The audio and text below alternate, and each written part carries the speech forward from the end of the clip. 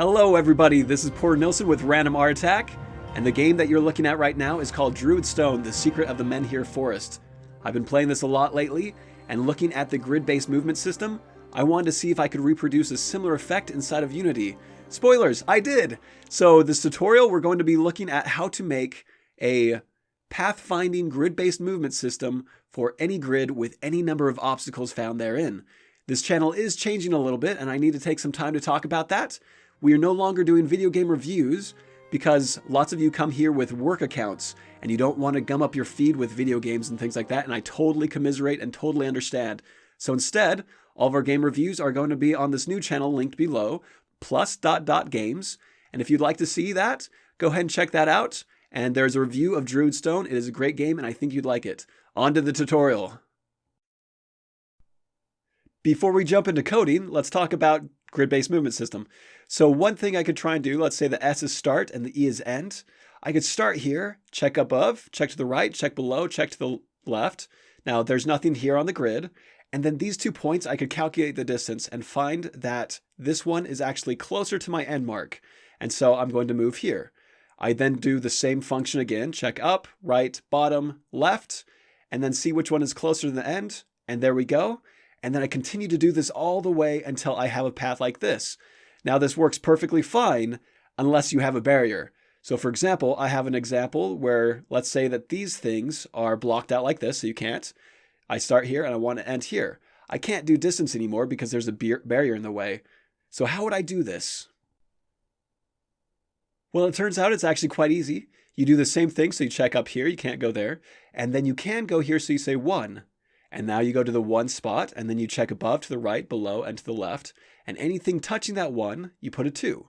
You then go to the 2 and put a 3 on everything touching this. So you could get here in 3, here in 3, here in 4, here in 5, here in 5, and here in 6. So if you had the movement of 5, you could go everywhere all the way up to 5, and you have a very clear path. Now, if you just want to navigate to the 6, you just go start the 6 and work backwards. Let's look at a bigger, more complex situation. So here I have a really large grid, and let's cross off a lot of different things and see how this is going to work. Okay, let's go ahead and start here and end here. So I start here, I check above, to the right, below, and then to the left and put 1s. Then wherever there's a 1, I put a 2 next to those. Whatever's touching a 2, I stick 3. Whatever's touching 3, I put 4, 5, and then 6, and then 7. Now we have the clearest path because if I start here, I just look for a 6 that's touching this, and then a 5, and then a 4, and then a 3, and then a 2, and then a 1, and it gives me the shortest path possible. It's a really cool way of doing this. So now that we're inside of Unity, let's go ahead and implement this. I'm just going to create 2 scripts called grid behavior and Gridstat. Gridstat is going to be checking some information about the grid itself. Then the grid behavior will give us basically the AI running the pathfinding. So within the code Gridstat, you want 3 variables. You want first public int visited equals 1, public int x equals 0, and public int y equals 0. Now what this is going to do is x and y are going to be 0, 0, and then it's going to go up to 9, 9, or whatever the grid is up here. And what that's going to allow you to do is even if the grid is differently scaled, so it's not just 1 unit each, you know the location of this and you don't have to try and rely upon the coordinate system. All right, so now back to this. I am now in grid behavior variable, so public int rows, so the number of rows, public int columns, the number of columns, public int scale, so how many units between each of these, public game object grid prefab, and what else should we do? Public spell it right, vector 3, left bottom location. So basically where we're going to start generating this. So vector 3, 0, 0, 0, we're good there. Now that we have all of the variables, we're going to go ahead and generate a grid. And so void generate grid function for int I equals 0, and then we're going to do I is less than columns, I plus plus. Ooh, need to spell columns right. Here we go. Okay, I spelled it wrong. Columns? Columns. Yeah, there we go. There we go. So for all the columns, and then we're going to do it for the rows as well. For int j equals 0, j is less than rows, j plus plus. So we're iterating through all of the columns and all of the rows. We're going to say game object, and let's call it obj object, instantiate the grid prefab at the new vector location level bottom dot x comma scale, plus scale. Because what this is doing is I'm basically going to be moving over the scale amount. So if the scale is 3, I'm going to be moving over 3. So you need to do times I, because that's columns. Going to do the same thing for the y. So left bottom location dot y plus scale times j. Except, let's think about this. Columns are x's. Rows are y's. Yep. So as you can see here, this is columns, this is x's. So we are right with that. So going back here, let's go ahead and then do left bottom dot location dot z. And this is actually going to be my coordinate grid y. So I'm going to change this a little bit. So I'm going to do plus scale. Is that right? Yeah. So this can just basically be left bottom location y, and I don't need to iterate because it's the up and down on the 3-dimensional plane. And then the z is going to be on the 2-dimensional plane. That's going to be my y-axis. So this is what I want. And close this off with a quaternion identity. And there we go. We have the instantiation. We then want to set this as a parent. So object.transform.setParent game object transform. So just the current game object that instantiated this. obj.getComponent Gridstat. Close that off. .x equals I, because that is the x coordinate. That's the columns. Do the same thing, but for y equals j. So we're giving each of these coordinates, these grids, a different value. Let's make sure that everything is good. So behavior was missing an R. I actually want the visited to be -1. And then let's go to this is the grid behavior code. In the awake function, do if grid prefab, generate grid, else print missing grid prefab. Inside of Unity, we actually need to create an empty, put the grid stat on that, create a prefab, and then put that in for the grid prefab. I think we don't show this here. Yeah, I just skipped that. But if you run the code after doing that, you can see it generates a 10 by 10 field, and we're good to go. Cool. It is now for a lot of coding. So back in the grid behavior, let's add some new variables. Let's add a game object array. You do bracket, comma, bracket, so that it's a 2 by 2 array. Let's call this grid array. Next, we want public int, start x equals 0. Public int, start y equals 0, so you can change where this thing is starting. Public int, let's do where it's ending, end x equals 2, doesn't matter. Int end y equals 2, and again, that doesn't matter. And now what we want to do is go ahead and in the awake thing, initiate the array. So grid array equals new, game object, bracket, columns, comma, rows, so that the array is the size of the columns and the rows. So we're good there. We now need to create a new function. Oh, actually, going into the generate grid, let's assign the objects into the grid. So grid array I, comma j, so x, comma y, equals obj. And then as we instantiate this, we're adding it to the grid. So we're good there.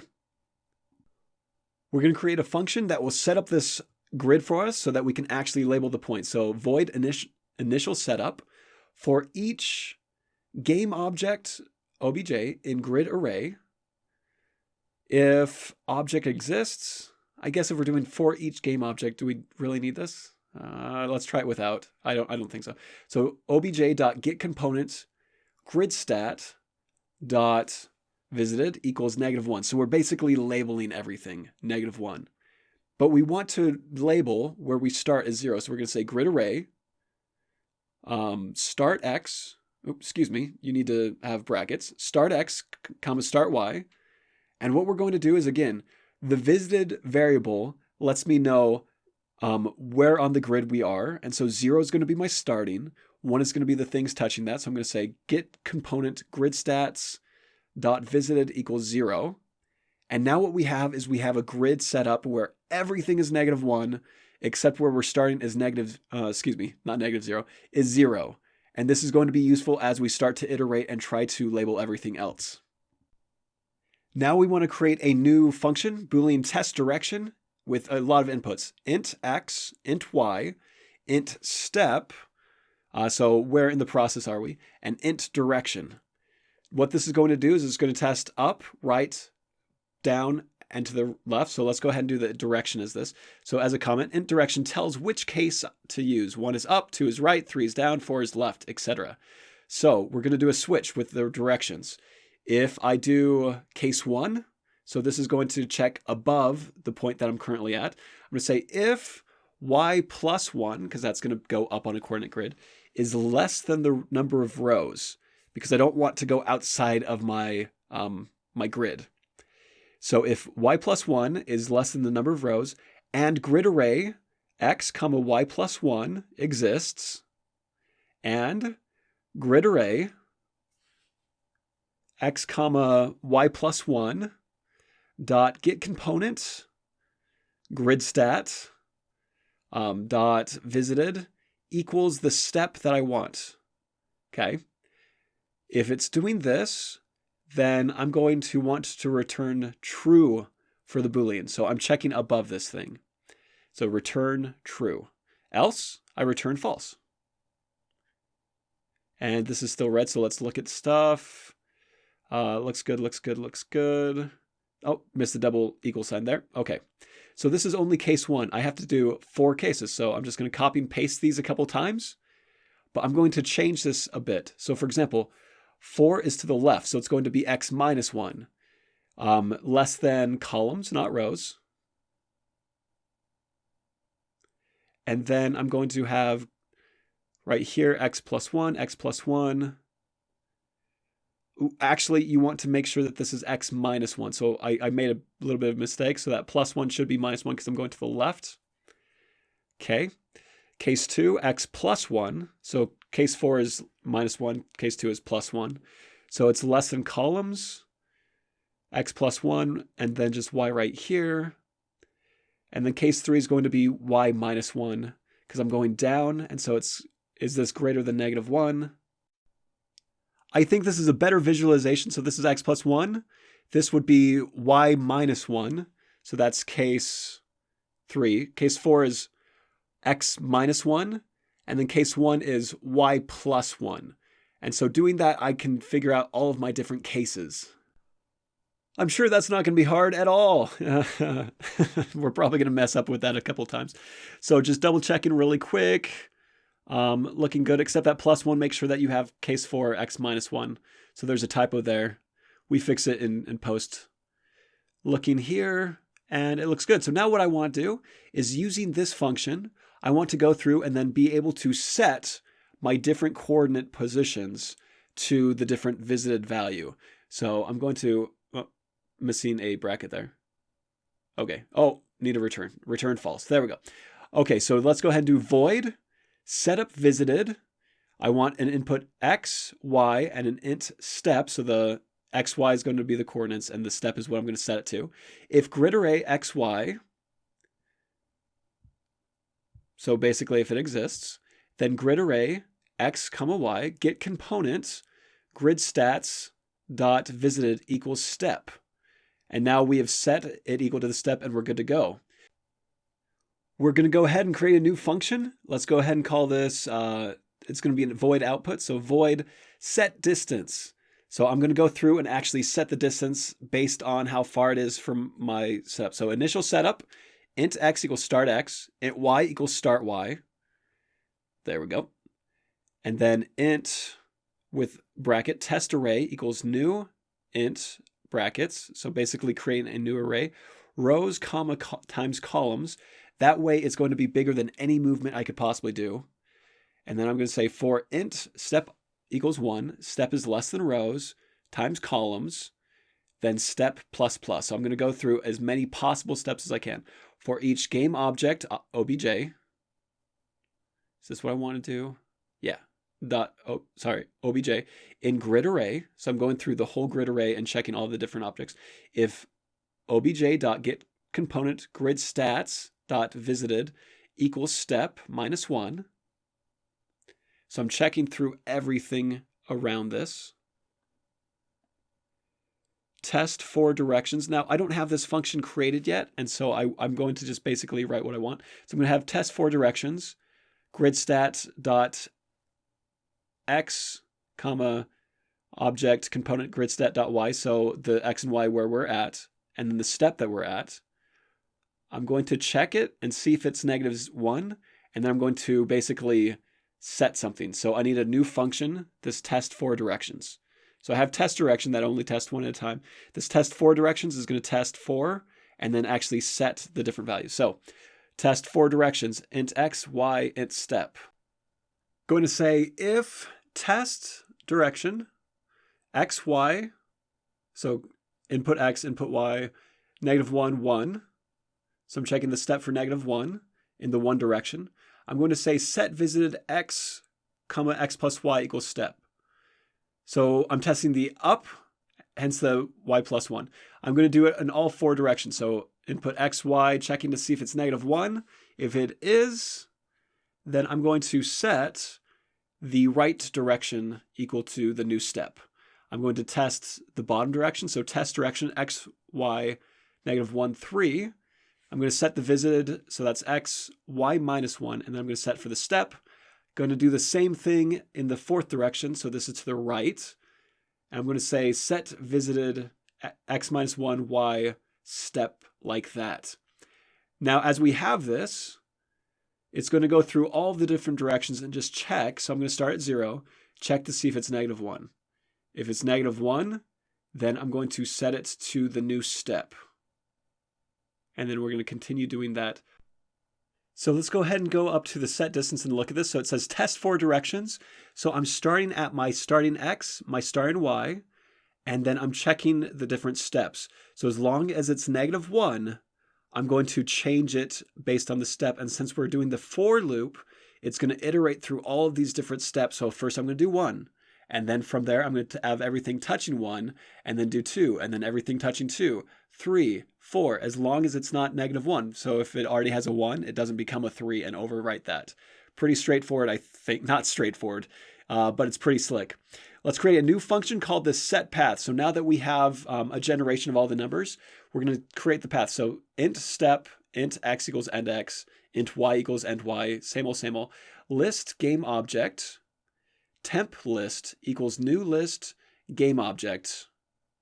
And then we want to do, we actually want a path to create that gives us the path of best resistance, least resistance, most optimized path. So public list game object path. What was I trying to say? We want this path to basically be the running list of how to get from one point to the next in the most optimal way. So now we're going to say path clear. So this path setup, we're just going to clear any path that we might have because you might want to do more than one. If grid array end x, comma, end y, and grid array end x, comma, end y, dot get component dot gridstat, dot visited is greater than 0. Because if it's -1, it means that our program didn't find it, and so we can't get there. So we want to make sure that it exists and that it is great, that the visited variable is greater than this. So then if this is true, we say path.add grid array xy. So we're adding this new position to our path. All right, now step equals grid. Let's think here. Step equals grid array x, comma, y dot get component gridstat dot visited. So now we started at the ending, and then we go to the next lowest, and then the next lowest, and the next lowest, and the next lowest, etc. So it's like I'm traversing through this backwards. We need a function for step. Why? Oh, there we go. Not a function. Just need a semicolon. Excuse me. Now we have those. Now we want to go ahead and say else. So if there isn't something -1, print can't reach the desired location. So basically, if it is not less than 1, then we can't get there. And then we just stop the function. So you just type return. So it just breaks the function right there. All right. For int I equals step, step is greater than -1, step minus minus. So again, we're starting at the last spot and we're going down to 0. If test direction, x, y, step 1, so I'm testing up, at our current step, so I'm checking to see if this is it, then temp list dot add grid array, x, y plus 1, because I'm going up. Now I need to test all 4 directions, so I'm going to say if test direction, yeah, okay. I don't need, just going to copy and paste this. Excuse me. Sorry. Just change that to 2, 3, 4. So I'm doing different directions. Change this to y minus 1. So 3 goes to the left, if we remember. 4 goes down. So that's to the left. Excuse me. 4 is the left. 3 is down. 2 is to the right. So just change all those to 2 is x plus 1. 3 is y minus 1. 4 is x minus 1. And that should take care of it. So I'm testing all the 4 different directions to see, is this going the right direction? Now this would work. This function works. But we want to actually find the kind of the most optimized path. So the one that goes closest towards the direction we want, instead of just going all the way left, all the way right. Kind of want to go to the zigzag. So we need another function, last function. Game object, find closest, transform, target location, list, game object list.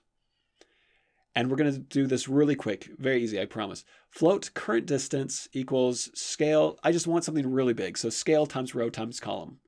So you're not going to get anything bigger than this as far as distance goes. Okay.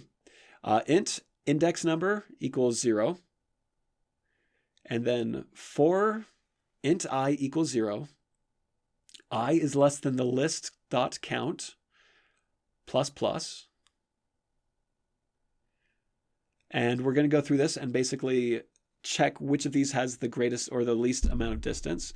So if vector 3 distance, target location position, comma, list I dot transform dot position. So it's checking between the end goal and the current place. If this is less than the current distance, it means it's closer, and that's the one we want to use. So I will return, I just need to return void right here. Return null, excuse me. We'll come back there later. Anyways, I'm looking at the target location is spelled wrong. That's why. Current distance equals vector 3 dot distance, and we're basically just putting in this new distance, target location position, comma, list I transform position. So if this is less than the last distance, this is my new distance. And my index needs to now be updated to be this one, because this is closer. So I'm going through, there might be 4 correct directions to go, but one of the directions is more optimal. And so I'm just checking this. And then I'm just going to return list index number. So I'm actually returning that game object. So I did make a mistake. This should be I, not 1. Make sure you change that, otherwise it's going to blow up in your face. All right, sorry about that. Now that we have this, we can go back up to our set path function, and we can add the following script. Let's go ahead and say, we want to say game object temp object equals find closest between the grid array and x, comma, and y, so that's what we're checking against, and the current temp list that we have just created previously. Path dot add temp object, so it's going to return the closest one, and then x equals temp object dot get, not hash code, get component gridstat dot x, and then do the same thing for y, so just copy and paste this. Change this to y. And now what we have done is we've created this. So we have a path. It finds the closest one out of any of the duplicates and then puts that into the path. And then at the very end, I want to clear this. I actually want this in the for loop so that this keeps adding over and over and over again. And we are good to go in this instance. I always forget to make sure that I go and look in the update and So go up to, where are we at? Let's put the code in the update so that when we run this, it'll actually work out, right? I always forget that, so I always go to Unity and try and run. It's like, bleh. So let's go if find distance, set distance. So we want to run the set distance, and then we want to run the set path. Set distance will basically propagate all the numbers. Set path will give us an array or a list of all these things. I also want a Boolean set distance equals to false. So as I do this, if it equals true, it'll run this. If it doesn't, and so I can kind of alter this and play with this inside of Unity a little bit. Now I want to set, after I do the set distance and set path, I probably want to set the find distance to false again, so that it doesn't keep doing this over and over and over and over again. It just does it once. I just need a list and I need the numbers generate. So let's go ahead and right here, sorry, in the set distance, I do need to check if this is an object or not. Sorry, that was a little choppy right there. We are inside of Unity, and I've actually created a script for the sphere, so it's going to follow the path after I generate it. So let's see if all of our hard work paid off. Cross your fingers. Yep, it looks good. Okay, there is no path because I haven't generated anything. So let's go ahead and find the distance from 0, 0 to 5, 5. It generates this huge list. And then if I do it again, my move script will just move it. Did you see how it didn't go all the way to the left and all the way to the right? That's because it's finding the closest distance. So it actually finds an operable thing. I'm going to delete this here and then set this to 0, 0 to show that if you can't find it, what our script does. So let's go ahead and find the distance. And it says, can't reach this location. Exactly what we want to do. Now, if I change this to a different one, like 9, 9, we can do that. Let's start to take away some more and do a really complex movement. I'm actually going to start over here and see if we can't get back to the end there. So let's start over here. And then go to 9, 9. So I'm going to just montage here. Whoop. Okay, so I'm going to start there. And then set my ending to 9, 9. Let's see if this finds it. Sure enough, and there's an optimal path. And we've done it. We made it to the end of the tutorial. So you have a pathfinding program. You could export this list and give it to any object that you want to move, and you'd be good as gold. Super complex. If you made it all the way through this tutorial, thumbs up. If you only made it through the first 5 minutes, then you're not hearing this secret little extra bit. Again, this was made possible in part because of the game Druidstone. As I played it, I was able to look at the pathfinding and get some ideas. If you would like to go and give this developer some support, go check out my video game review on my other channel and subscribe to that if you do like my video game reviews. As always, subscribe, like, so that more of my videos get mentioned for you. Bell for notifications, all that good jazz. See you guys around. Bye.